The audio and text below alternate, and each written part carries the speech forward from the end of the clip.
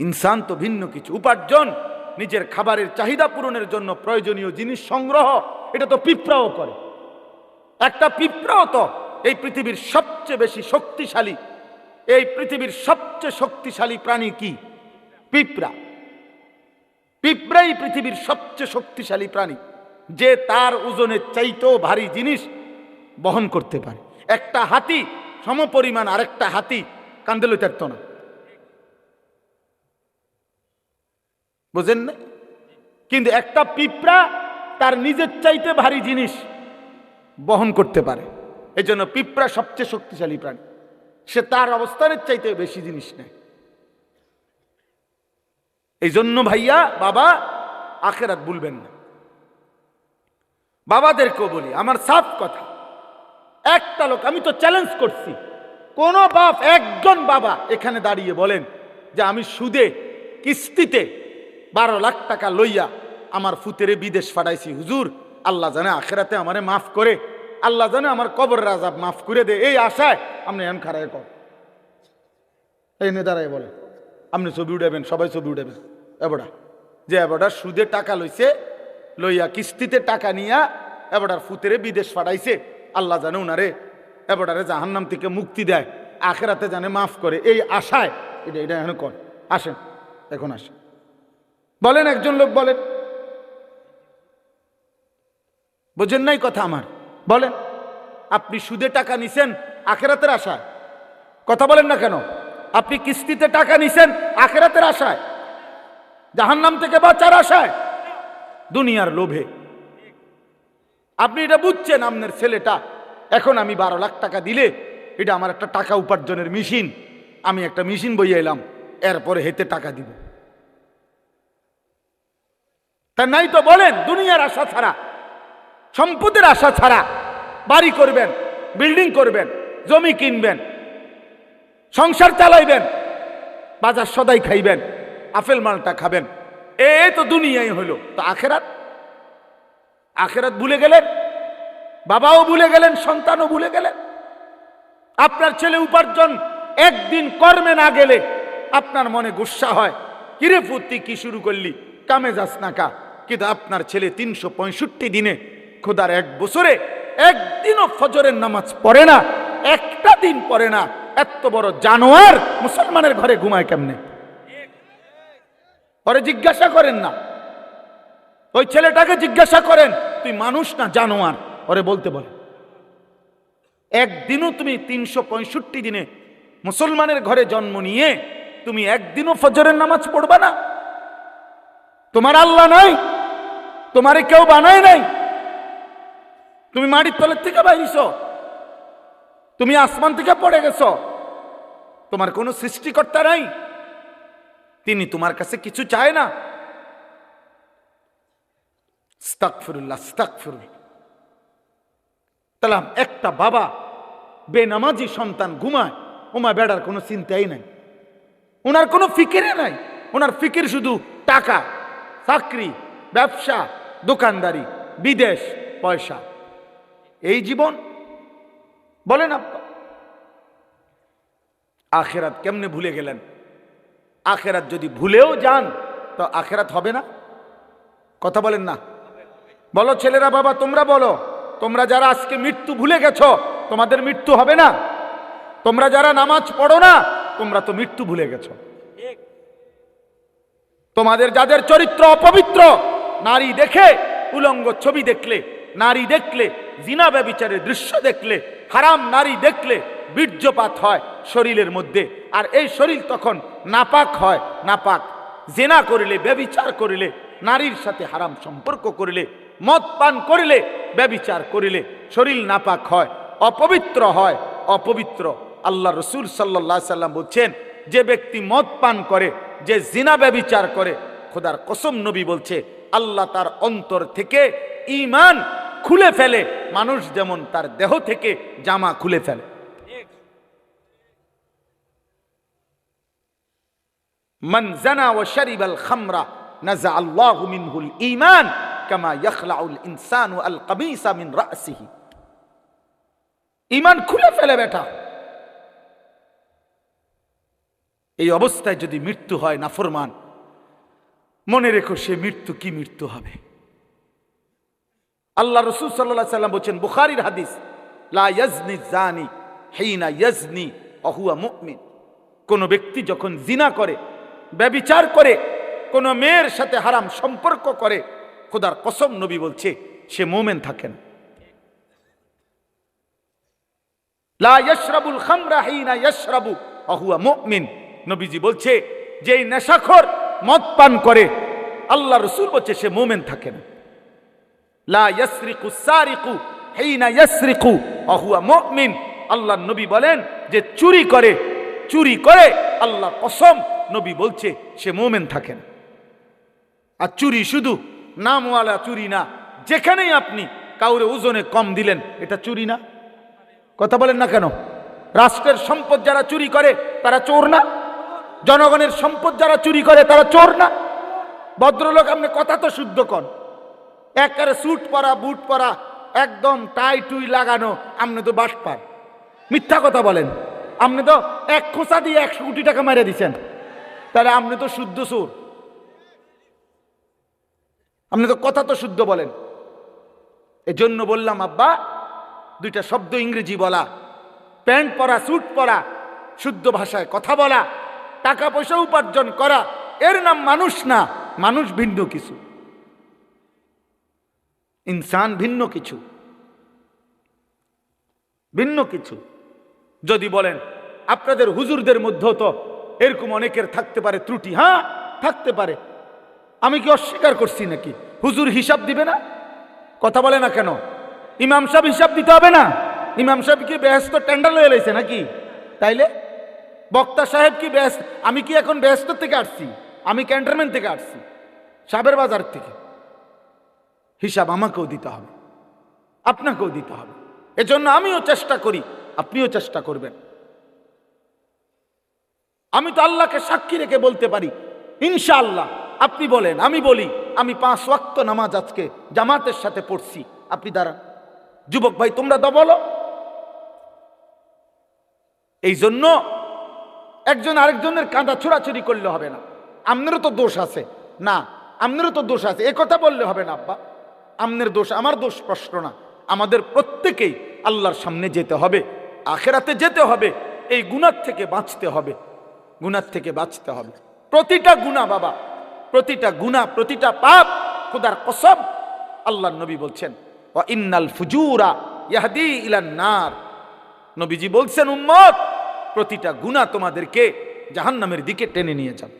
এই নারী ছবি, এই নাচ গান, এই অশ্লীলতা, এই বেহায়াপনা, এই অসভ্যতা, এই নোংরামি, এই মদ জুয়া, সুদ ঘুষ কিস্তি, আমাদের মা বোনেদের বেপর্দা জিন্দিগি। আহা, আপনাদের ঘরে এখন আর আপনারা নিজ চোখে দেখা আপনাদের এক এক মেয়ে, আপনাদের বোন, আপনাদের কন্যা, আপনাদের স্ত্রী বেসামাল, বেসামাল, মন মতো পোশাক পরে, মন মতো জামা গায়ে দেয়, কত রঙে, কত ডিজাইনে, কত ঢঙ্গে সাজে, রাস্তায় রাস্তায় ঘোরে, বাজারে মার্কেটে প্রতিনিয়ত ঘুরতে থাকে। আহারে, বাপ কোথায়, স্বামী কোথায়, ভাই কোথায়, আত্মীয় কোথায়, অভিভাবক কোথায়? তোমাদের যুবক, পিছনে তাকায়ও না, পিছনে তাকাবা না। তোমাদের একটা একটা ছেলেকে আমি বলি, বাবা তোমরা এই সমাজের ছেলে, আমার কথা মনে রাখো। তোমরা যেভাবে আজকে নামাজ ছাড়া এই মোবাইলে আসক্ত হয়ে, তোমরা যেভাবে নারী ছবি আসক্ত হয়ে গেছ, তোমাদের আগামী 10 বছর পরে আল্লাহ চাহে তো হায়াত দিলে, আজকে তোমাদের যাদের বয়স 14, 16, 18, 20 বছর, তোমরা প্রত্যেকেই হারাম প্রেম তালাশ করছো, তোমরা প্রত্যেকেই কোনো না কোনো মেয়ের সাথে সম্পর্ক করতে চাচ্ছ, তোমরা নামাজ ছেড়ে দিচ্ছ। আমার আব্বা মনে রাখো, আগামী 10 বছর পরে, আগামী 15 বছর পরে হতে পারে তোমাদের তখন বিয়ের প্রয়োজন হবে, তোমার বোনেরও বিয়ে দিতে হবে, তোমারও বিয়ে করতে হবে। পবিত্র স্বামী তোমার বোনের জন্য একটা নেককার পবিত্র ছেলে কই বাবা, তোমার জন্য একটা চরিত্রবান মেয়ে কই পাইবা? তোমরাই তো তোমাদের সমাজ শেষ করে দিচ্ছ। আমার কথা হাসি দিয়ে উড়াই দিও না, একজনও ভাইব, একজন। তোমার সমাজ তো তুমি, তোমার যদি কোনোদিন এক ওয়াক্ত নামাজ পড়তে মন না চায়, তো তোমার সমাজের বাকি ছেলেদের কি অবস্থা? তুমি যদি দিবানিশি নারী ছবি দেখো, তোমার যদি সারাক্ষণ মোবাইলে উলঙ্গ ছবি দেখতে মন চায়, তোমার স্ত্রী যে হবে তার চরিত্র কি হবে? রাবেয়া বস্রী। তোমার বোনের যে স্বামী হবে ওর চরিত্র কি হবে? ও কোত্থেকে আসবে? ও তো আলগা গ্রহ থেকে, মঙ্গল গ্রহ থেকে আসবে না। ও তো এই সমাজেরই বেড়ে ওঠা মানুষ। ও তো এই সমাজের বেড়ে ওঠা মানুষ। আমরা এখন নিজেরা বুঝি। ছোটবেলায় মাদ্রাসায় আমরাও পড়ালেখা করছি বাবা, আর এখন আমরা মাদ্রাসায় পড়াই বাচ্চাদেরকে। খুব কষ্ট হয়, বেশি কষ্ট হয় বাচ্চাদেরকে এখন পড়াইতে। কেন? একটা বাচ্চা আপনার তার বাড়িতে গেলে তার চারিদিকে তার বাড়ির চাচাতো ভাই, মামাতো ভাই, ফুফাতো ভাই, জ্যাঠাতো ভাই, খালাতো ভাই, আপন বড় ভাই, আপন মা, আপন বোন, প্রত্যেকের হাতে দেখে একটা একটা বড় মোবাইল। সবাই ছবি তুলতেছে, ভিডিও করতেছে, সবাই আপনার নাটক দেখতেছে। এর মাঝখানে এই একটা ছেলে, সে তখন নিজের বড় অসহায় মনে করে যে আরে আমার মন মাদ্রাসায় পড়ার কারণে আমারে বন্দি করে রাখছে, আমারে জেলখানা দিয়ে রাখছে, আমারে আবদ্ধ করে রাখছে, আমার জীবনের কোনো সুখ নাই, আনন্দ নাই, আমার কোনো উল্লাস নাই। এই কারণে প্রতিনিয়ত আমরা মাদ্রাসা চালাই বাবা, প্রতিনিয়ত বাচ্চাদেরকে অভিভাবক আইসা কাঁদে যে হুজুর কোনোভাবে মাদ্রাসায় পড়াইতে পারতেছি না, রাখতে পারতেছি না, কেবল ছুটে যায় বাচ্চা, কেবল ছুটে যায়। কারণ চারিদিকের গুনার এই আয়োজন দেখে তার নিয়ন্ত্রণ করা একা কষ্ট হয়।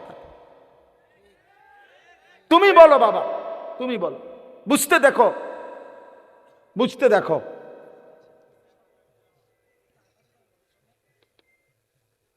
বুঝতে শিখো বাবা, এই সমাজ নিরাপদ হবে না। রাসূলুল্লাহ সাল্লাল্লাহু আলাইহি সাল্লাম বলছেন, আমি নিজে বললাম, আমি এই কথা পড়ি তো বাবা, কিশোর নওজোয়ান নিয়ে আমার সারাদিন ভাবি। রাসূলুল্লাহ সাল্লাল্লাহু আলাইহি সাল্লামের হাদিসের বক্তব্য, কোন সমাজের মধ্যে ছেলে মেয়েদের মধ্যে যদি যৌনাচার বেড়ে যায়, সবাই যদি বেহায়া হয়ে যায়, খোদার কসম, নবীর হাদিসের ভবিষ্যৎবাণী, ওই সমাজের বংশ, ওই নামাজের নারীর সতীত্ব ঘরকে ঘর আর নিরাপদ থাকে না। প্রত্যেকেই তো তখন কোনো না কোনোভাবে সুযোগ তালাশ করে বেবিচারে। একদিনের পত্রিকা, তোমরা একদিনের খবর, বাংলাদেশের 10টা চ্যানেলের খবর, 10টা পত্রিকার খবর, সবগুলো পৃষ্ঠা উল্টাইয়া দেখো, প্রতিদিন বাংলাদেশে বর্তমানে পরকীয়া, অর্থাৎ স্ত্রী অন্য পুরুষের সাথে, পুরুষ অন্য মহিলার সাথে অপকর্ম করছে। আর এই কারণে প্রতিনিয়ত খুনাখুনি, মারামারি কি পরিমাণ হচ্ছে প্রতিদিন তুমি দেখো, তোমার বিবেক থাকে। তুমি দেখো এই সমাজে পরকীয়া এখন কি অবস্থা। সবাই বেসামাল, সবাই বেসামাল। বিবাহিত নারী যদি চরিত্রহীন হয়, অবিবাহিত মেয়ের কি হবে? বিবাহিত পুরুষ যার স্ত্রী আছে বেটা, ওই যদি চরিত্রহীন হয়ে যায়, তাহলে অবিবাহিত ছেলের হালাত কোথায়? আপনারা কেউ ভাবতেছেন না।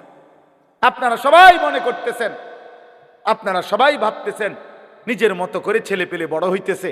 না রে ভাই, বড় হইতেছে না, ছোট হইতেছে, চরিত্রহীন হইতেছে, লম্পট হইতেছে, চরিত্রহীন হইতেছে। 100টা মুসলিম ছেলে দাঁড় করাইলে বোঝা যায় না, আহা 98 জনের চুল বেঈমানের মতো।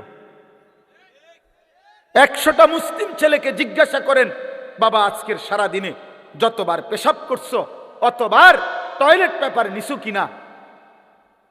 100 জন মুসলিম ছেলেকে জিজ্ঞেস করেন, গত 100 দিনের মধ্যে বাবা 5 ওয়াক্ত নামাজ পড়েছো কয়দিন? 100টা মুসলিম ছেলেকে জিজ্ঞেস করেন, গত 24 ঘন্টার মধ্যে মোবাইলে নারী ছবি, উলঙ্গ দৃশ্য দেখেছ রাতে দিনে মিলে কতবার? 100টা যুবক ছেলেকে বলেন, বাবা 24 ঘন্টার ভিতরে তোর কলিজার ভিতরে হারাম নারীর চাহিদা হইছে কয়বার, আর আল্লাহর কথা মনে পড়ছে কয়বার? তাহলে জাতি টিকবে কিভাবে? দেশ টিকবে কিভাবে? সমাজ টিকবে কিভাবে? কোনো কিছুতেই আমাদের আমাদের দেশের কোনো কিছুতেই নিয়ন্ত্রণ নাই। কোন রাস্তা বছরের মাথায় এলোমেলো হয়ে যায়, কোনো জায়গায় কোনো শৃঙ্খলা গুছানো যায় না। সোজা করলেই মনে হয় যেন সিরিয়াল লাইন করাইলে পিছনের জনরে লাইন সিরিয়াল করলে সামনের জন বেকা হয়ে যায়। কেন এমন কেন এমন কেন বাপ? আমরা সবাই নিজের মতো করে বেড়ে উঠতেছি। গুনাহ আমাদের প্রিয় হয়ে গেছে, গুনাহ আমাদের জীবনের সঙ্গী হয়ে গেছে। নারী, ছবি, নাটক, সিনেমা, টেলিভিশন, নর্তকী। আজকে আমরা বেশিরভাগ মানুষ, এই আমার কথা আমি শেষ করতে চাচ্ছি, আজকে আমাদের বেশিরভাগ মানুষ আমরা আমাদের জীবনটাকে দুইটা ভাগ করে নিছি। এক ভাগ 8 ঘন্টা 10 ঘন্টা উপার্জন, হয় চাকরি, নয় ব্যবসা, নয় ক্ষেত খামার, একটা কিছু, নয় বিদেশের কোনো ডিউটি। এই 8-10 ঘন্টা কর্ম করে, আর বাকি যতক্ষণ ঘুম না যায় বাকি টাইম বিনোদন, হয় গান, নয় নাটক, নয় সিনেমা, নয় টেলিভিশন, নয় বন্ধুদের সাথে আড্ডা, নয়তো চটপটি খাইতেছে, নয়তো মহিলা বাজারে ঘুরতেছে, বিনোদন। তাহলে এক বেলা কর্ম, আরেক বেলা বিনোদন। তো আল্লাহ কই, রসুল কই, আখেরাত কই, কবর কই, পরকালের ভাবনা কই?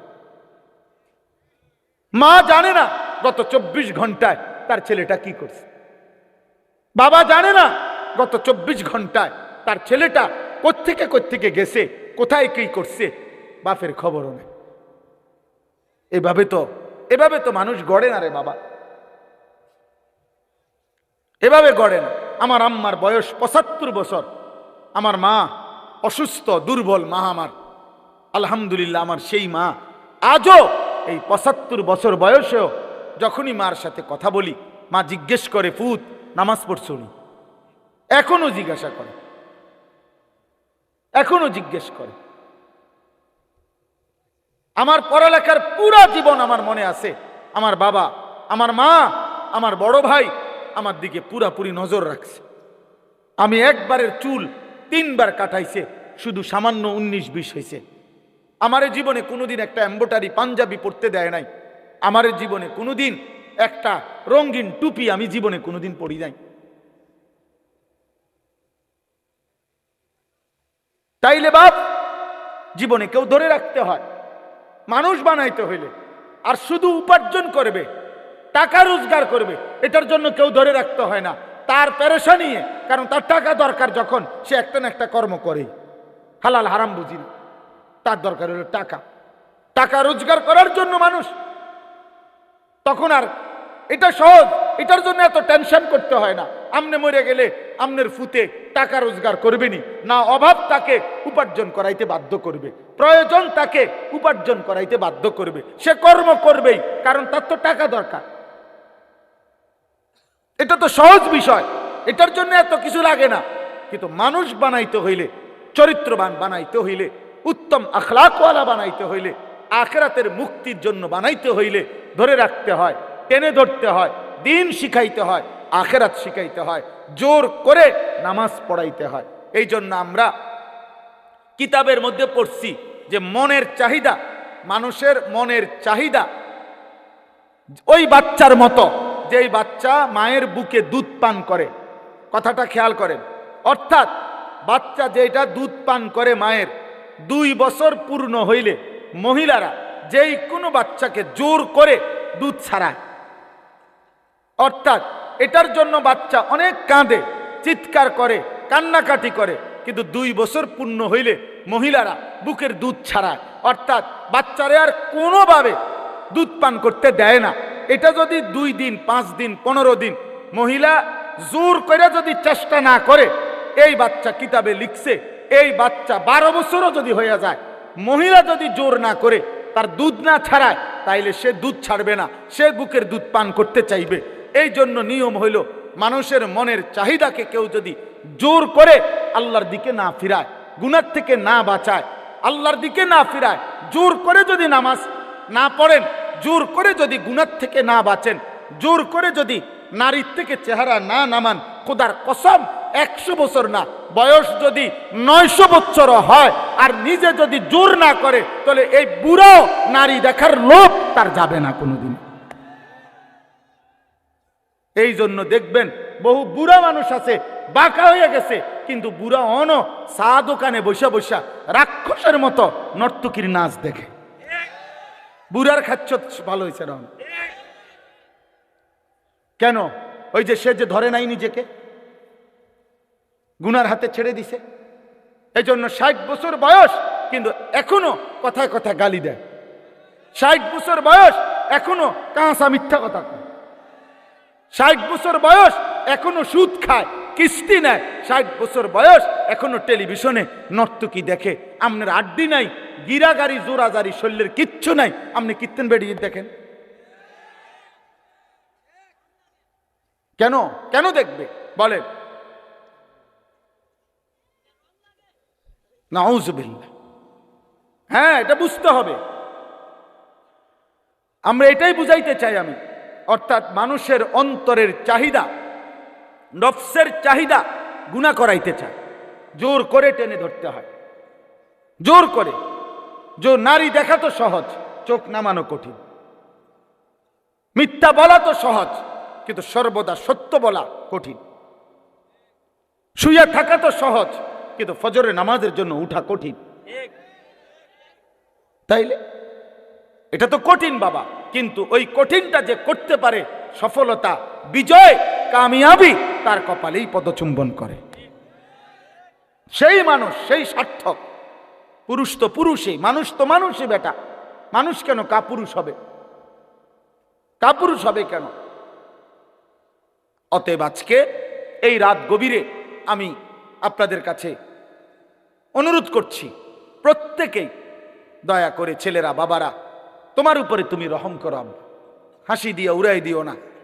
হাসি তোমার প্রত্যাশা, তোমার সমর্থনের আশায় আমি আসি নাই।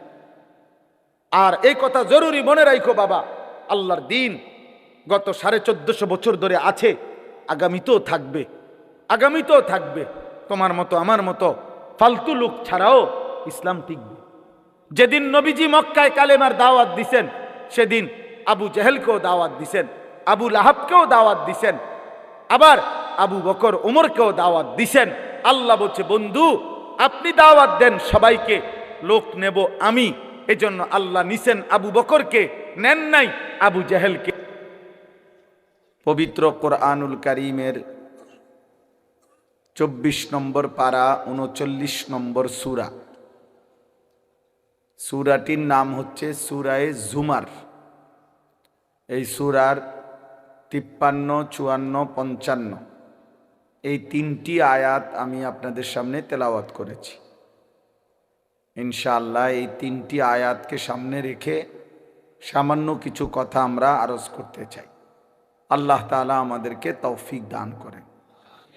শুরুতে 2টা কথা। 1 নম্বর কথা হলো, হাতে মোবাইল ধরে ভিডিও বা রেকর্ড করা যাবে না, এটা আমি স্পষ্ট নিষেধ করলাম।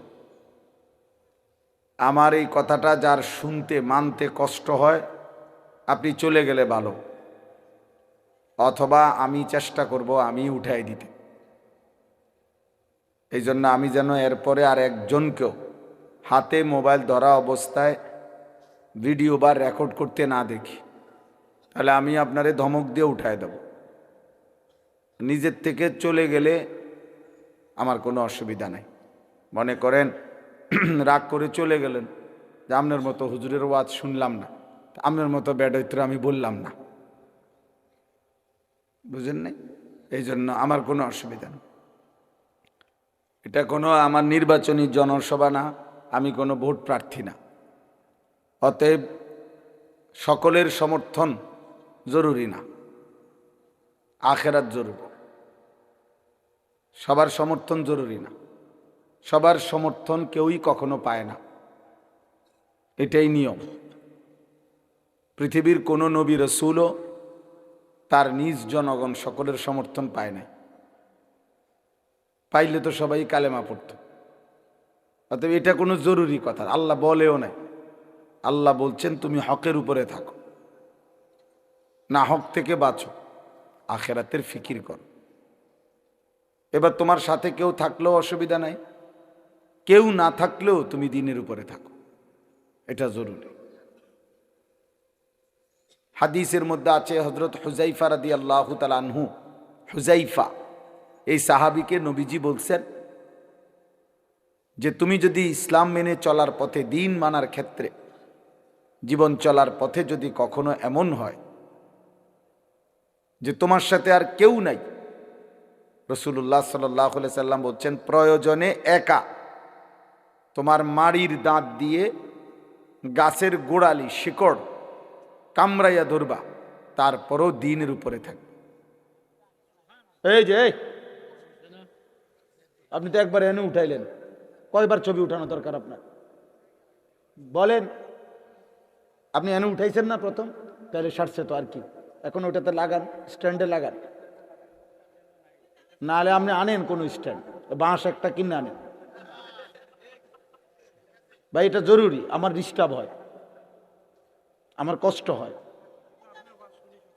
100 বার এখনো শুনেন মনোযোগ দিয়ে, বরকত হবে ইনশাআল্লাহ। আল্লাহ আপনারে বরকত দান করেন। ভালো হয়েছে না, দোয়া করে দিছি।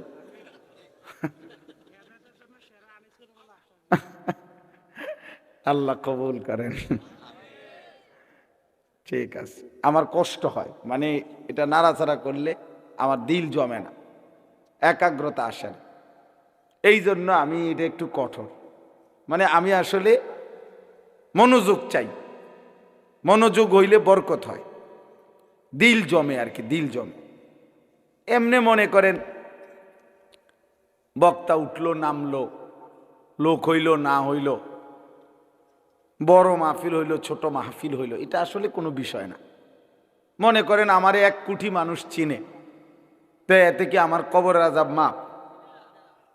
তো আমি এটা দিয়ে করবো কি? আমারে মনে করেন 1 কোটি মানুষ চিনে, তো এতে আপনাদের কারো কবর আযাব মাপ? তাইলে কোনো ফায়দা নেই।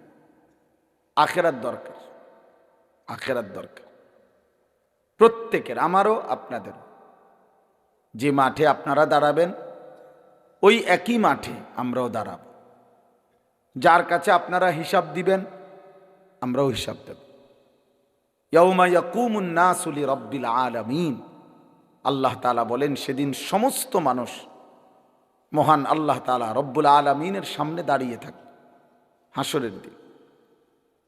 নবীজি সাল্লাল্লাহু আলাইহি ওয়াসাল্লাম বলছেন মাউদাউ কাদামিন, এই পাওটা রাখতে যেটুকু জায়গা মাটিতে, পায়ের তলা ঠিক এতটুকু জায়গায় শুধু প্রত্যেকে দাঁড়াবে, এর অতিরিক্ত 1 সুতা আগে বাড়তে পারবে না, পিছনেও যাইতে পারবে না, ডানেও না বামেও, শুধু দাঁড়িয়েই থাকবে। এখন দাঁড়িয়ে থাকবে কতক্ষণ? সরেন 2-4 মিনিট, ঠিক না? প্রথম দিন 50,000 বছর। ফি ইয়াউমিন কানা মিকদারুহু 50,000 সানা, কোরআনুল কারীমের আয়াত। আল্লাহ বলছে প্রথম দিন, একদিন, হাসরের ময়দানের একদিন 50,000 বছর। এখন বলেন 50,000 সানা, 50,000 বছর, ভেবে দেখেন 50,000 বছর একদিন। এবার কতদিন চলবে হাসরের মাঠ, সেটা একমাত্র মহান আল্লাহই জানে। তো যদি ধরেন একদিনে দাঁড়ায় থাকতে হয়, তাহলে আপনাকে ন্যূনতম 50,000 বছর দাঁড়ায় থাকতে হবে। আর যেখানে দাঁড়াবেন সেখানে মাথার উপরে সূর্য থাকবে, যেখানে দাঁড়াবেন তখন এই সূর্য যদি মাথার উপরে থাকে তো পায়ের নিচের জমিনের উত্তপ্ততা, গরম কেমন হবে?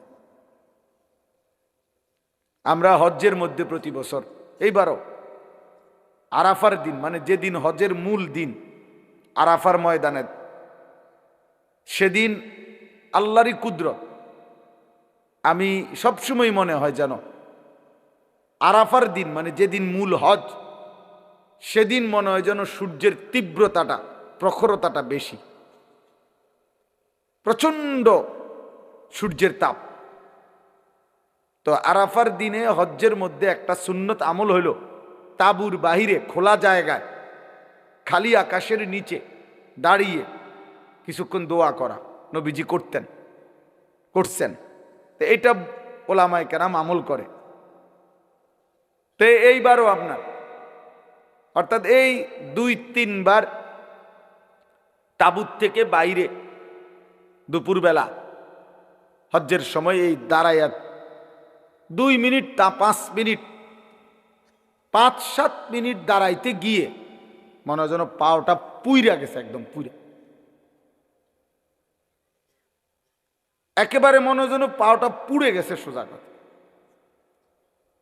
আমি যতবারই উমরার সফর থেকে হজ্জের সফর থেকে ফিরি মনে হয় যেন পুরাটা চেহারা রৌদ্রে আলগা একটা পাট পড়ে গেছে, কালো। তাইলে এখনকার দুনিয়াতে পৃথিবী থেকে সূর্য কত দূরে, সেই সূর্যের তাপটাই যদি বেশি লাগে, যদি এত তীব্র অবস্থা হয়, তাইলে ভাইয়া মাথার উপরে আসলে পায়ের নিচের জমিনের উত্তপ্ততাটা কেমন হয়? এবং সেখানে যদি এক দাঁড়ানোতে দাঁড়িয়ে থাকতে হয়, কোনো বসার কিংবা আকপিস করার সুযোগ নাই, এবং সেটা যদি হয় ন্যূনতম 50,000 বছর, তাহলে আপনি আমি হালাত কি হবে ভেবে দেখেন। এই জন্য আসলে বাস্তবতা হইল, কেউ যদি মনে করে যে আমি আখেরাত বুঝিয়ে না, তাহলে তো কোনো সমস্যা নাই। যেমন যে কোনো মেহনত করে না, তার কোনো ভুলে নাই, তার কোনো সমালোচনাই নাই। কারণ তার সমালোচনা একটাই, সে মেহনত করে না। কিন্তু যে কাজ করে তার অনেক সমালোচনা।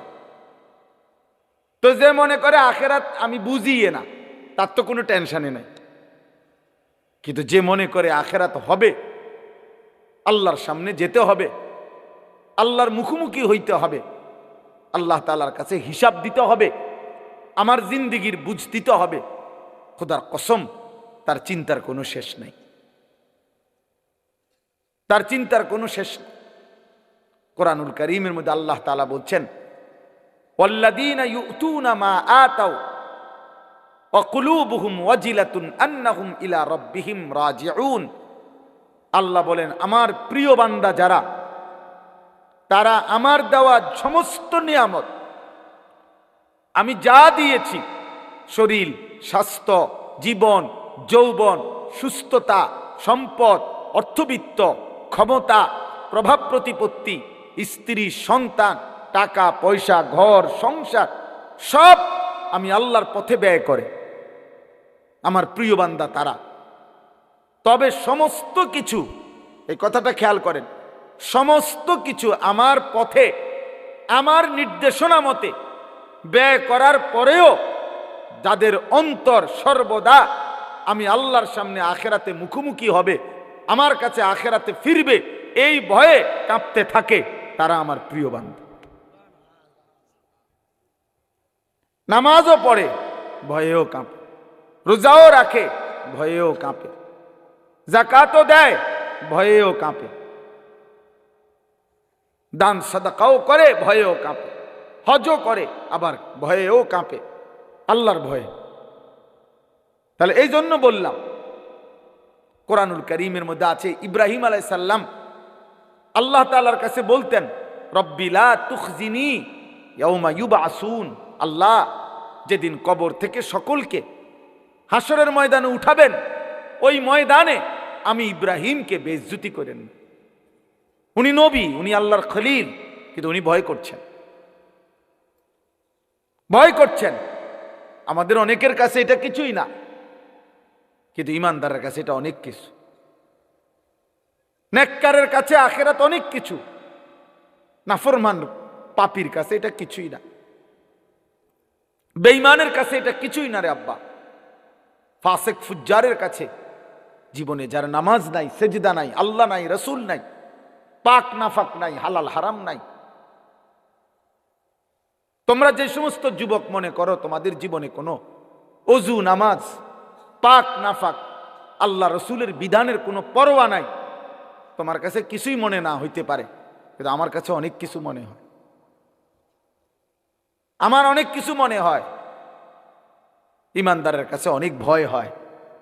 আমাদের প্রিয় নবী সাল্লাল্লাহু আলাইহি ওয়াসাল্লাম আখিরাতে যার আল্লাহ তাআলা অগণিত মর্যাদা আল্লাহ নিজে যার ঘোষণা দিয়েছেন, নবীজি বলছেন আল্লাহ আমাকে আখিরাতে দুনিয়ার চাইতেও বেশি সম্মানিত করবেন। ওয়ালাল আখিরাতু খায়রুল লাকা মিনাল উলা। আল্লাহ বলছে বন্ধু, দুনিয়ার চাইতে আপনার আখিরাত আপনার জন্য খায়ের, অনেক বেশি কল্যাণ হবে। ওয়ালা সাউফা ইউতিকা রাব্বুকা ফাতারদা। আপনাকে আমি আখিরাতে এই পরিমাণ নিয়ামত দেব, পুরস্কার দেব, আপনি সন্তুষ্ট হবেন, আপনি খুশি হয়ে যাবেন। আল্লাহর নবী সাল্লাল্লাহু আলাইহি সাল্লাম বলেন আনা আউয়ালু খাতীবুহুম। আখিরাতে প্রথম আল্লাহর সামনে আমি মুহাম্মদ কথা বলবো। আনা আউয়ালু শাফিঈন। আখিরাতে আমি আল্লাহর সামনে প্রথম সুপারিশ করব। আনা আউয়ালু মুশাফফাইন।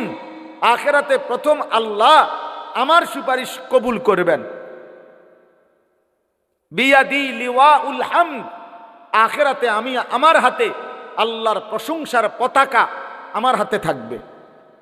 জামিউল আম্বিয়া তাহতা লিওয়াই। আখিরাতে সব নবী আমার পতাকার নিচে এসে সমবেত হবে। আল্লাহ রাসূল সাল্লাল্লাহু আলাইহি সাল্লাম বলছেন আমাকে আল্লাহ তাআলা হাউজে কাউসার দান করবে। আমাকে আল্লাহ তাআলা সর্বপ্রথম জান্নাতে প্রবেশ করার অধিকার আল্লাহ আমাকেই দেবে। এত কিছু যার, সেই নবীজি সাল্লাল্লাহু আলাইহি সাল্লাম আখিরাতের এত সম্মান, এত মর্যাদার কথা শুনবার পরেও তিনি প্রতিদিন 5 ওয়াক্ত নামাজের পরে আল্লাহর কাছে দোয়া করতেন আর বলতেন আল্লাহুম্মা হাসিবনি হিসাবান ইয়াসীরা। আল্লাহ আপনি আমার হিসাব সহজ করে দেন, আমার আখিরাতের হিসাব সহজ করে দিয়ে। ওনার আবার হিসাব কি? উনি তো মাসুম, উনি তো নিষ্পাপ, উনি তো বেগুনা, ওনার তো জাররা পরিমাণও কোনো গুনাহ নাই। তবুও তিনি ভয় করছেন, তবুও তিনি ভয় করছেন। এই জন্য প্রিয় ভাই, প্রিয় বাবা, আমি এটা বুঝাইতে চাই, মূল বিষয় হলো প্রতিটা মাহফিলকে আমি খুব কদর করি এই জন্য যে এটা শুধুমাত্র আমাকে পরিচিত হওয়া, এটা মাকসাদ না। আমি এই দেবিদ্বারে ইতিপূর্বে বহু এমন মাহফিল করছি, বহু মসজিদেও, যেখানে 20 জন 50 জন মানুষ ছিল। 4 জন মানুষের সামনে আমি ওয়াজ করছি। আমি 10 জন মানুষের সামনে ঘড়ির ঘন্টায় 4 ঘন্টাও বয়ান করছি। তাহলে কাজে এটা কোনো বিষয় না যে ধীরে ধীরে জনপ্রিয়তা বাড়তেছে, অতএব আশা করি এবারে না হোক সামনের বারে ইলেকশন করবো, এটা না, এই মাকসাদ না। এখানে জনপ্রিয়তা কোনো বিষয়ই না, এখানে পদ পদবী সুখ্যাতি কোনো বিষয় না। আখিরাতে আমরা প্রত্যেকেই একা একা একজন একজন আল্লাহ তাআলার সামনে হিসাবের জন্য দাঁড়াইতে হবে। ওয়াকিফুহুম ইন্নাহুম মাসউলুন। কোরআনুল কারীমের মধ্যে আছে আল্লাহ তাআলা ফেরেশতাদেরকে হাসরের ময়দানে বলবেন আমার একজন একজন বান্দা আমার সামনে এনে দাঁড় করাও, আমি আল্লাহ আমি নিজেই জিজ্ঞেস করব। আজ আমি জিজ্ঞেস করব, আমার বান্দা বলো আমার এক এক লোকমা খাবারের হিসাব দাও, আমার এক এক ঢোক পানির হিসাব দাও বান্দা, আমার প্রতিটা নিঃশ্বাসের হিসাব দাও, আমার দেওয়া হায়াতের সেকেন্ড সেকেন্ড বান্দা হিসাব দাও। একটা 24 ঘন্টা কেমনে পার করলা বান্দা, একবারও এক ওয়াক্ত নামাজ পড়লা না, একটা সেজদাও দিলা না। 24 ঘন্টা 12 ঘন্টা তোমার জীবন থেকে চলে গেল, তুমি নাফরমান, একটা বার তোমার জবান দিয়া আমি আল্লাহর নামটুকুও বের হইল না। মুসলমানের ঘরে এত বড় নিকৃষ্ট ডাকাত কেমনে হইলা? মুসলমানের ঘরে এত বড় বেয়াদব কেমনে হইলা যে এক ওয়াক্ত নামাজ পড়ো না? মুসলমান পরিচয় দাও কোন লজ্জা? তার চাইতে বড় নির্লজ্জ বেহায়া যে নিজেকে পরিচয় দেয় মুসলমান, অথচ সে এক ওয়াক্ত নামাজের একটা সেজদা দেয় না। এর চাইতে নিকৃষ্ট বেয়াদব আসমানের নিচে জমিনের উপরে কোনো জানোয়ারও নাই। কোনো জানোয়ারও নাই বেটা, কোনো জানোয়ার এমন হইতে পারে না, কোনো জানোয়ার না। কারণ জানোয়ারের উপরে নামাজ ফরজ করা হয় নাই, কোন কুত্তার উপরে নামাজ ফরজ করা হয় নাই, এই জন্য সে নামাজ পড়ে না। কোন শূকরের উপরে নামাজ ফরজ করা হয় নাই, এই জন্য সে নামাজ পড়ে না,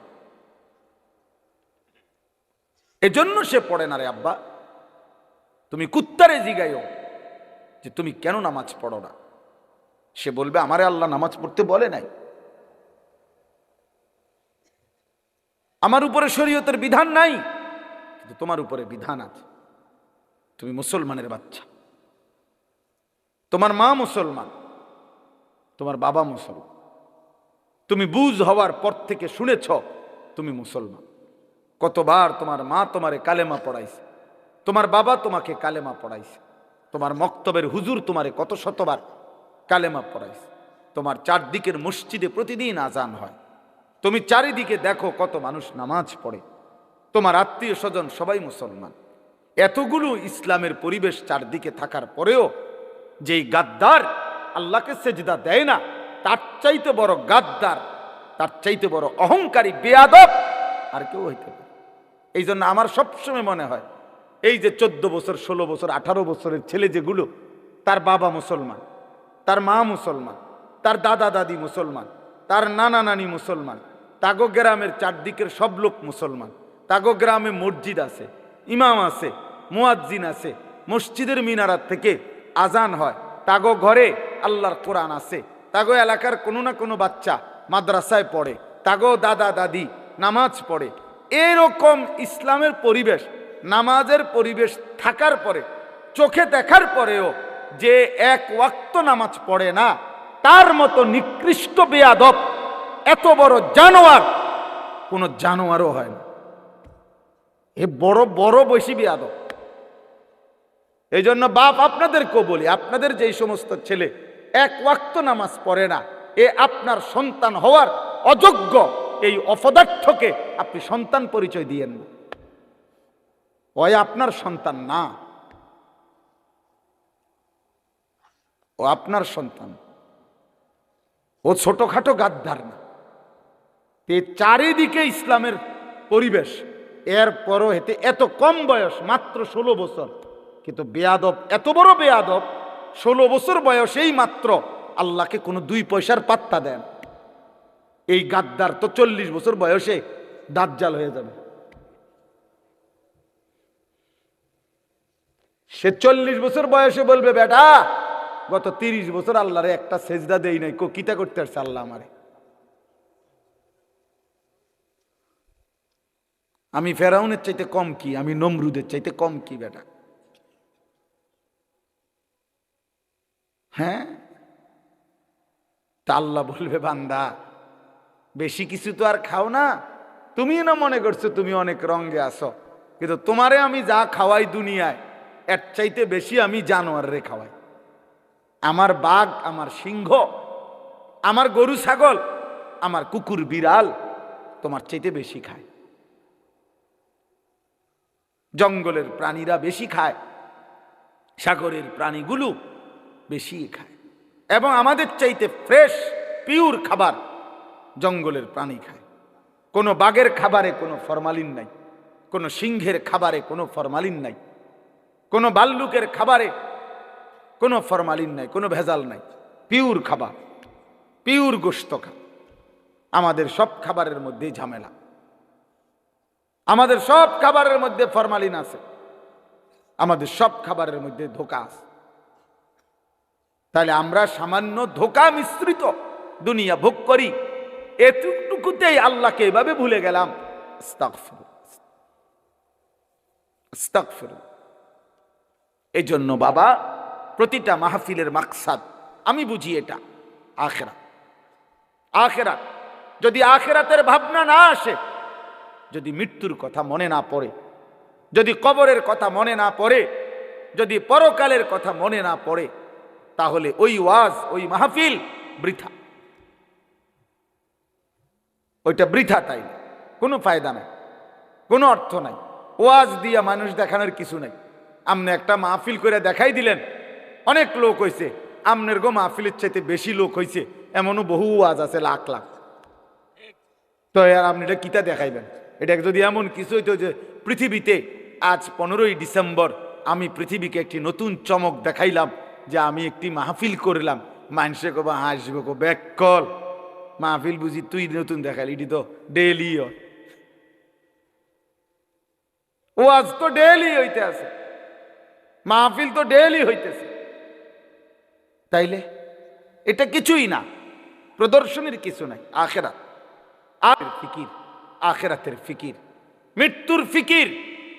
আমি আর তুমি ভাই, জোয়ান ছেলেরা বাবা, মনে রেখো আব্বা, তুমি আমি যদি সবাই মিলে এটা বুঝে নিতাম যে খাইয়া পইরা দুনিয়া সমান সমান, ফেডে বাতে দুনিয়া, এরপরে আর কিছু নাই। মৃত্যু মানে শেষ, মৃত্যু মানে হারিয়ে যাওয়া, মৃত্যু মানে নিশ্চিহ্ন হয়ে যাওয়া। না রে ভাব, আল্লাহ তাআলা বলছেন বান্দা মৃত্যু মানে নিশ্চিহ্ন না, মৃত্যু মানে আমি আল্লাহর কাছে ফিরে আসা, মৃত্যু মানে আমার কাছে আসা, আমার কাছে।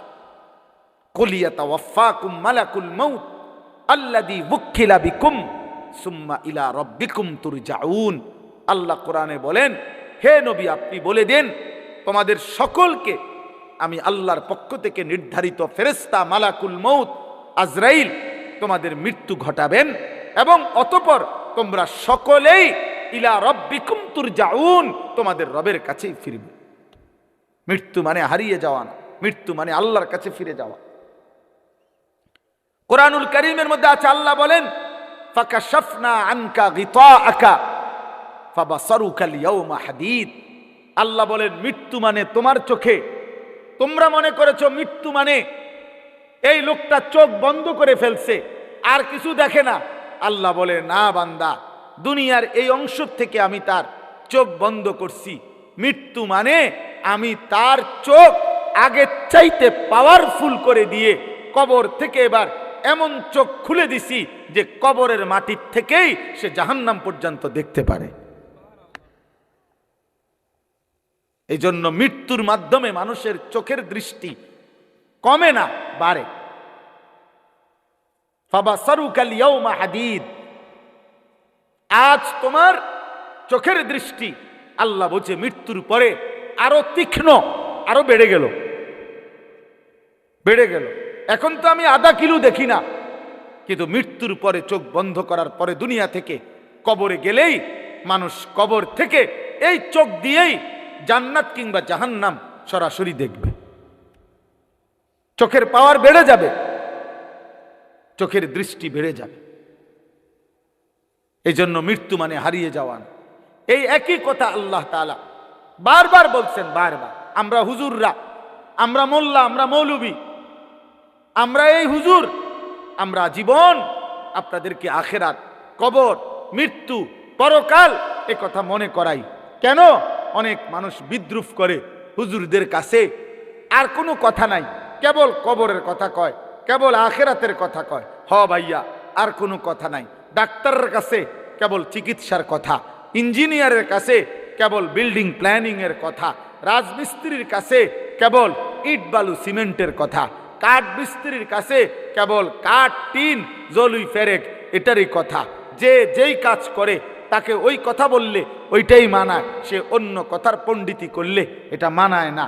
মোল্লা, মুন্সি, মৌলবী, আলেম, ওলামা, আমাদের জিম্মাদারি আল্লাহর বান্দাদেরকে আখেরাতের দিকে তৈরি করা, পরকালের জন্য তৈরি করা।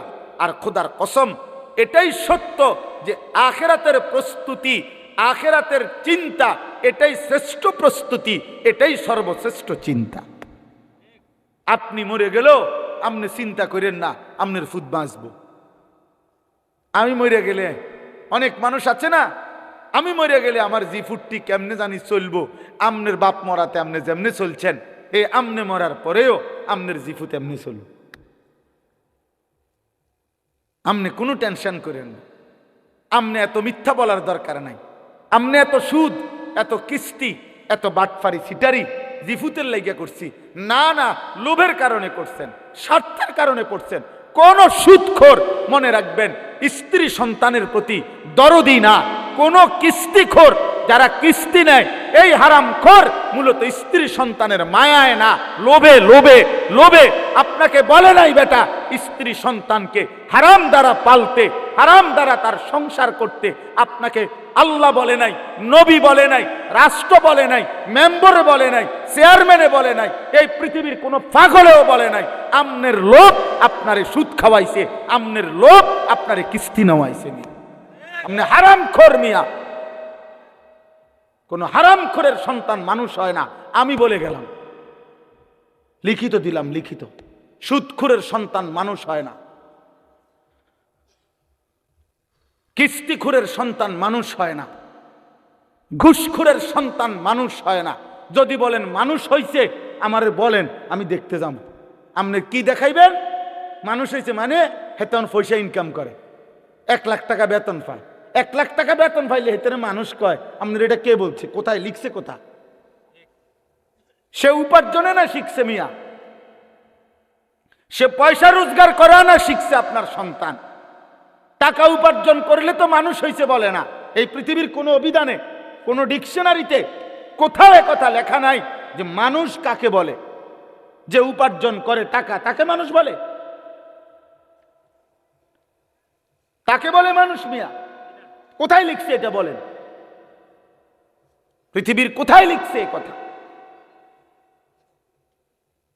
ইনসান তো ভিন্ন কিছু। আম্মা বাদ ফাআউযু বিল্লাহি মিনাশ শাইতানির রাজীম। বিসমিল্লাহির রহমানির রহিম।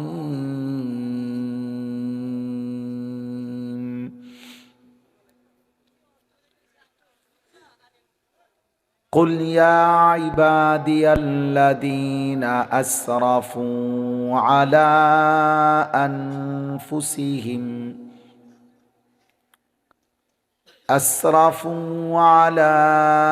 أنفسهم لا تقنطوا من رحمة الله إن الله يغفر الذنوب جميعا إنه هو الغفور الرحيم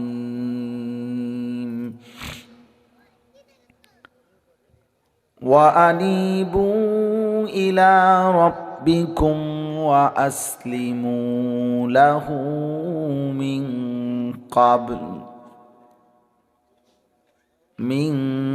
قبل أن يأتيكم العذاب ثم لا تنصرون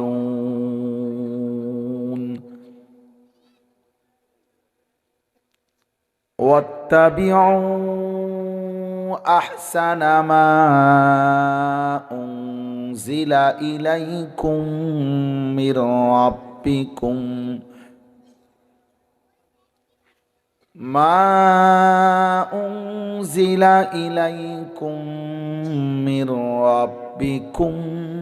من قبل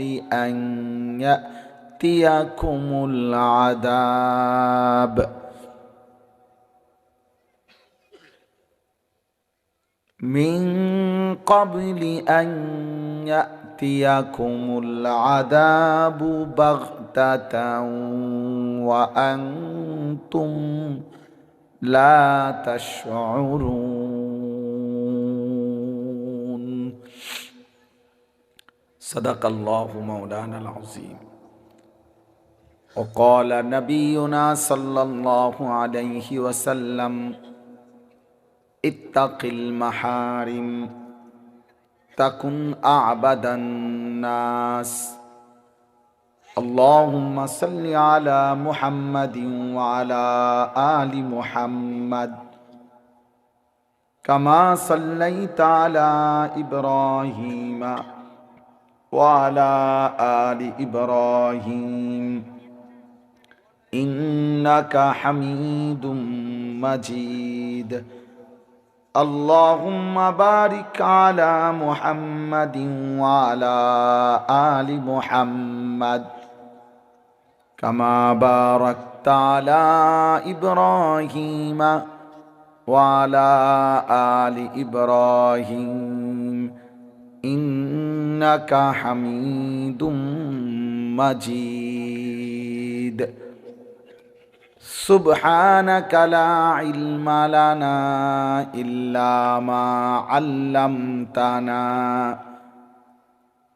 إنك أنت العليم الحكيم الحمد لله আল্লাহ পাক রব্বুল ইজ্জত জুল জালাল ওয়াল ইকরামের ফজল কারাম রব্বুল আলামিনের অপরিসীম ইহসান মেহেরবানি দয়া আল্লাহ তাআলা আমাদেরকে আজ 15 ডিসেম্বর 2025 কুমিল্লা জেলা দেবিদ্বার উপজেলাধীন গোড়াইঘর উত্তরপাড়া ধান্নারপাড় ভুঁইয়াবাড়ি জামে মসজিদের উদ্যোগে আজকের এই বার্ষিক তাফসিরুল কোরআন মাহফিলে আল্লাহ তাআলাই আমাদেরকে আসবার বসবার আল্লাহর জন্যই জমা হওয়ার তৌফিক দান করেছেন আলহামদুলিল্লাহ।